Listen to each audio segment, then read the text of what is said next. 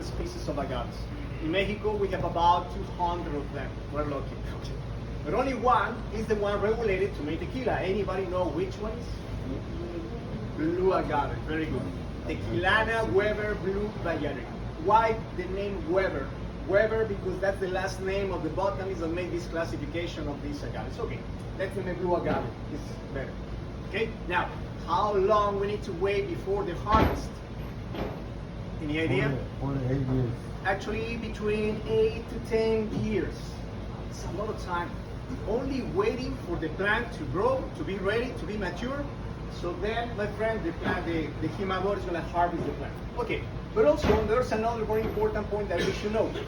Every single bottle of tequila, of course, is made in Mexico, but not all over Mexico. There is a very specific region in Mexico that covers 5 states. Keep in mind this information because at the end, we want to make a test. So better don't drink too much tequila. No, okay, no. Familia. Okay, 5 states are the only ones allowed to produce tequila. So it's the state of Jalisco, the whole state of Jalisco. 3 more states surrounding Jalisco, Paro, Michoacán, Paro, Guanajuato, Paro, Nayarit. In going to the other side of Mexico, the south part of Tamaulipas, going to the Gulf of Mexico. Okay, so in total, 5 states, 181 counties in those 5 states has the appellation of origin. What's that? It's an status, international status that protects names like tequila, mezcal, champagne, bourbon, cognac. So, example, champagne drink comes from France, from Champagne area. If it's not made there, it's not allowed to name it champagne. We have to name it a sparkling wine, correct? In tequila happens something similar. If we make tequila with blue agave, but we make it out of the region where it's allowed to produce the tequila, we have to change the name. We have to name it agave distilled or agave liqueur, not tequila because it's protected. So with this information, you already know something very important. When you see on the label tequila, you already know something. It's made with blue agave because there's no other agave that is allowed to make tequila. But it's also made in those 5 states. Oh, my friend, you are here, Carlos, my friend Carlos. An applause for Carlos. Yay! I need it, my friend. I need. Hurry up, my friend. Hurry up. Okay, my friends. So keep in mind these numbers: 5 and 2. 2 are the categories of tequilas. Oh, wait a second. Let's go step by step. Okay, after 8 to 10 years, the agave is ready. Then the harvest is gonna made by jimador. Jimador is that person in charge to do the jima. Jima is the harvest. He's holding a coa, removing all the leaves off. And once they finish to remove all the leaves off, the plant dies already. They take them out, and the plant looks like a big pineapple. The average weight they get 70 to 100 pounds.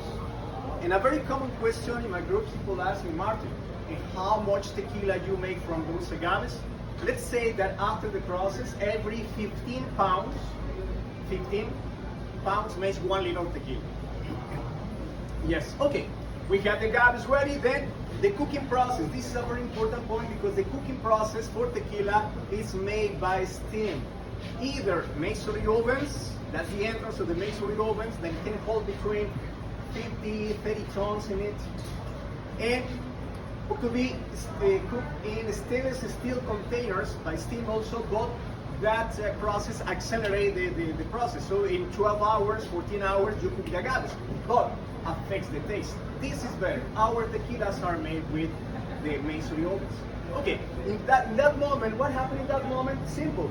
Natural starches in the plant, inulin, is converted in sugars, and that's what we need. Finally, we have sugars in that moment, but we need to get the juices out with sugars in there. Tahona. Tahona is also another traditional way. That big stone wheel in the picture shows the traditional way how they crush agaves.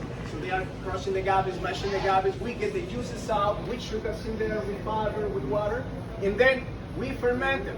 Everybody knows what happens in fermentation. Sugars are going to be converted in alcohol. So finally, at the end, 2 distillations. Important. Regulation says that tequila needs 2 distillations. In the first one, tequila, the alcohol content in that drink, it's 25-30% alcohol, and we don't name it tequila yet. After the second distillation, alcohol content goes up higher, 55-60% alcohol. Woo! Power! And finally, we obtain crystal clear product, and finally, we name it tequila. Now,